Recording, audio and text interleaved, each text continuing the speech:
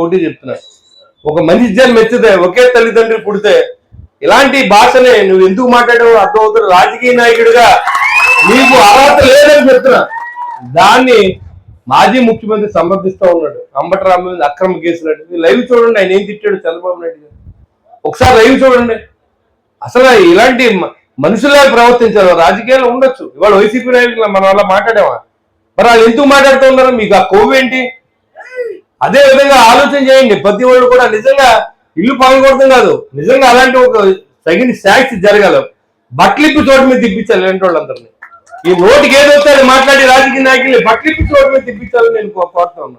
అది నేనైనా సరే గౌరవం ఇవ్వాలి. రాజకీయాల్లో ఉంటారు, ప్రత్యర్థులు ఉంటారు, స్వపక్షం ఉంటుంది, విపక్షం ఉంటుంది, విమర్శకులు ఉంటారు. అంత మాత్రాన ఇవాళ పరిపాలన చేసే వాళ్ళు మీరు తిడతా ఉంటే రేపొద్దున మీరు ప్రజల్లోకి వస్తే ఈ రాష్ట్రం ఏమైపోద్దని ప్రజలు ఆలోచన భయపడుతూ ఉన్నారు. ఒకటి రఫా కోసేస్తానంటాడు, ఒక ఇంట్లో లాగా పొడిచేస్తానంటాడు. సరే మీరేమైనా రౌడీలు ఏంటి? స్టేట్ రౌడీలు ఏంటి? మీ బతికేంటి? మీరేంటి? మీరు ఈ రాష్ట్రాన్ని సిగ్గులు తెచ్చుకోండి. ఏం మాట్లాడుతున్నారు మీరు? ఇదే మాట్లాడే భాష. మీరు ప్రజల్లో నమ్మకం తెచ్చుకోండి.